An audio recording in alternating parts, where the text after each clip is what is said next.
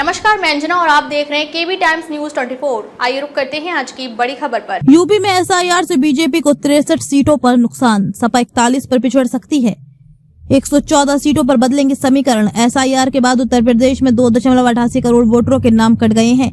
14 दिसंबर 2025 को भाजपा के नए प्रदेश अध्यक्ष पंकज चौधरी की ताजपोशी के दौरान सीएम योगी से लेकर आगाह किया था। कहा था यदि छूटे वोटरों को समय रहते नहीं जोड़ा गया तो 10,000 से कम मार्जिन वाली सीटों पर भाजपा को सबसे अधिक नुकसान की संभावना रहेगी। 2022 में ऐसी 114 सीटें थी जहां जीत हार का अंतर 10,000 से कम था। इनमें से 63 सीटें भाजपा और 41 सीटें सपा के खाते में गई थी। अब सवाल है, क्या 2027 का चुनावी खेल एसआईआर पलट देगा?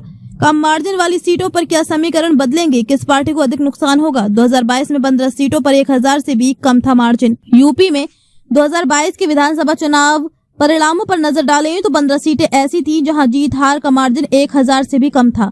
इनमें से 10 सीटों पर तो परिणाम 500 से भी कम वोटों के अंतर से तय हुआ था। इन 15 सीटों में 9 पर भाजपा और उसके सहयोगी दलों ने जीत दर्ज की थी, जबकि 6 सीटों पर सपा गठबंधन भारी पड़ा था। अब इन सीटों पर 32,000 से लेकर 1.12 लाख तक वोट कट चुके हैं। राजनीति जानकार हेमंत तिवारी का कहना है कि तात्कालिक रूप से देखें तो सत्तारूढ़ दल को इससे सीधा नुकसान होता दिख रहा है। अगर 2017 और 2022 के चुनावों की तुलना की जाए तो 2022 में हार जीत का मार्जिन काफी कम रहा। यही वजह रही कि भाजपा 60 से अधिक सीटें 10,000 से भी कम अंतर से जीत पाई थी। एसआईआर के ये आंकड़े भाजपा के लिए चिंताजनक माने जा रहे हैं। पार्टी की चिंता शहरी क्षेत्रों में अधिक वोट कटने को लेकर है। भाजपा को शहरी क्षेत्रों की पार्टी माना जाता रहा है और शहरी इलाकों में बड़ी संख्या में वोट कटे हैं। हालांकि नुकसान सिर्फ भाजपा को ही नहीं होगा, सपा को भी इसका असर झेलना पड़ेगा। ऐसे जिलों में जहां बड़ी संख्या में मुस्लिम आबादी रोजगार या अन्य कारणों से देश के बाहर रहती है, वहां सपा को नुकसान होगा। इन मतदाताओं के नाम वोटर लिस्ट से कट गए हैं और अब उन्हें दोबारा नाम शामिल करने के लिए जटिल प्रक्रिया से गुजरना होगा। प्रदेश की 99 सीटों पर 10,000 से कम मार्जिन से निकला था परिणाम। 2022 के विधानसभा चुनाव में प्रदेश की 99 सीटें ऐसी थी जहां हार जीत का अंतर 1,000 से 10,000 के बीच रहा।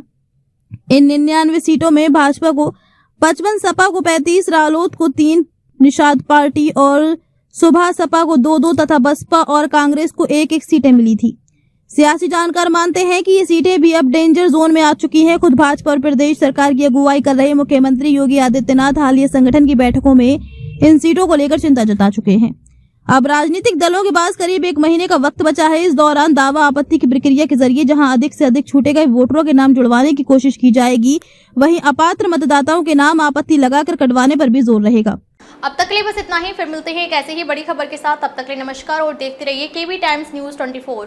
अगर आपको ये वीडियो पसंद आई हो तो इसे लाइक करें व शेयर करें। ऐसे लेटेस्ट अपडेट पाने के लिए बेल आइकन को प्रेस करना ना भूलें। अगर आप हमें फेसबुक या फिर इंस्टा के माध्यम से देख रहे हैं तो हमारे पेज को फॉलो जरूर करें। धन्यवाद।